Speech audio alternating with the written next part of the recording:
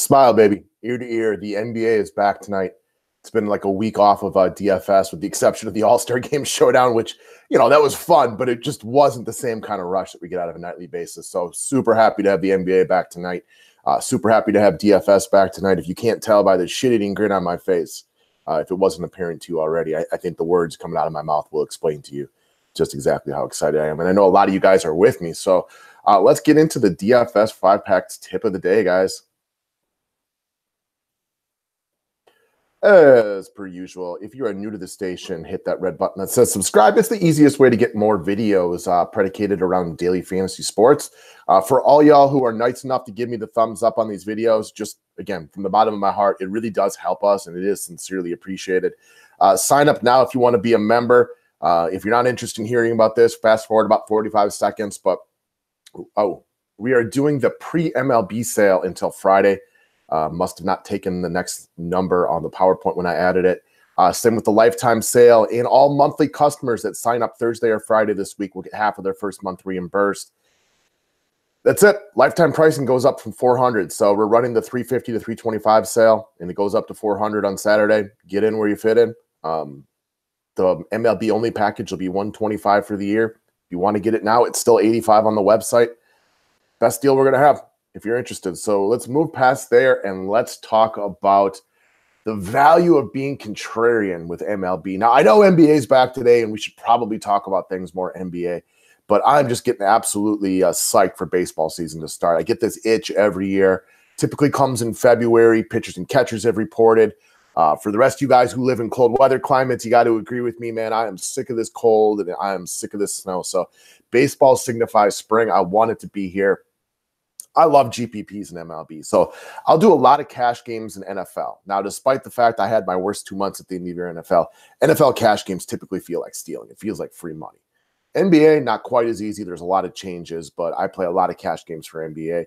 But when it comes to MLB, I massively prefer the GPP over the cash games. Now, I do cash games, and it's mostly because, we run a service. We have customers who do it, so I have to try to do as good of a job with those as I possibly can, is that's supposed to be my bread and butter area. But I do prefer playing GPPs within MLB. It's just a lot different than NBA and NFL. And what it really comes down to more than anything is, like, you think about the best players in the game, like Mike Trout, Aaron Judge, Bryce Harper, Paul Goldschmidt, guys like that who are on the upper echelon of their craft.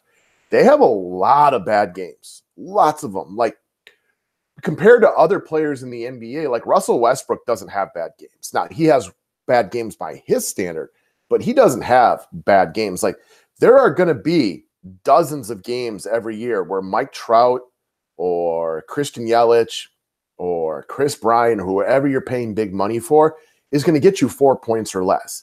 Like, how often does Russell Westbrook go out there and get you 15 points or less? Like, once a year when he gets injured? Like, that's it. So being contrarian in MLB, there's a lot of ways that a fade can work out significantly better.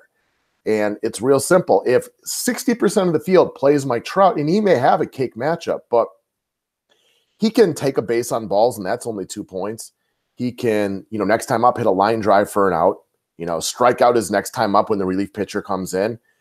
Maybe he gets a single at the last at bat, and he gets 5 points. That's not a very good day. Meanwhile, you can pick Christian Yelich, another quality DFS player, and he hits a bomb, steals a base, gets a walk. He gets you 21. That 21-5 could be such a major difference. And even with Christian Yelich maybe being in a harder spot, he's going to go up against some relief pitching. He can still hit good pitching, and Mike Trout can still make outs against bad pitchers. So playing the ownership game in baseball is just significantly more beneficial. And Matt and I have talked this one over for a long time. I've tried really, really hard to explain to him not to do this as much in NBA, and he's done a really good job of really pushing this portion of me on MLB. The three sports are just a lot different, because good players don't fail nearly as often in NFL and NBA as they do in MLB. And that's why you'll see Matt with monster takedowns in the MLB format. He had multiple, double-digit thousands of dollar wins last year because he wants to play contrarian, and it plays out very, very well in this sport. Now, it took some pushing on his part for me to start to get the nuts or the cojones to do this more often. And it's tough. If Mike Trout or one of these guys is chalky and he double bombs Manny Machado or whatever it might be, yeah, you're going to lose money that day, but you got to be okay losing money that day to win big other days. It's just the nature of it is. Go with stacks. That might be the third most popular on the day. So, you know, there's going to be days where, let's say there's 14 teams playing or 14 games, so 28 teams playing, and the Red Sox are the chalk. Doesn't mean the Red Sox and, you know, Betts and Bogarts and the guys don't go out and have a bad day. But when you stack the fourth most popular team at, you know, 1/20th of the ownership and your stack goes off and the other one fades, you can win big money. And that's why you saw Bellman with, you know, several big wins last year, because he's not afraid to do that. And it's definitely got me with a little more cojones to play that way. And it is more beneficial for you long-term, especially for you people who want to be contrarian and play big. And it's tough, man. And if you play cash games, you know, you probably need to ride chalk a little bit more often than not, but GPPs are just better for MLB. I like GPP multi-entry for MLB. Just the way I would rather play. But I'll do the cash lineups because that's what we do. But on the days off or on the day Matt handles the full write-up, and it gives me the opportunity to do whatever I want, I'd much rather set 5, 10, 15, 20 MLB lineups and really focus on being contrarian that day because it just works out better.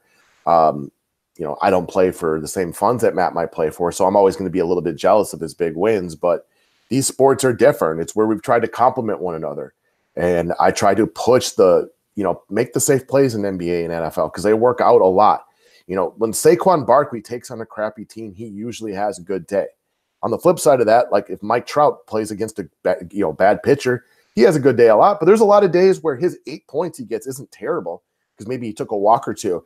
But if you can find the right guy that hits a home run, that 8, 9, 10 point difference is absolutely gigantic for you. So you got to be okay with losing when the days the chalk goes off. But the chalk doesn't go off on MLB at the anywhere near the same rate that it does in basketball and football. It just doesn't. So, all right, guys, that's what we got for you today. Thank you for watching. We already did the full-length NBA video. If you haven't checked it out yet, it's already up. We did it yesterday because we had some free time. NBA is back. Yay for us. All right, guys, have a good one.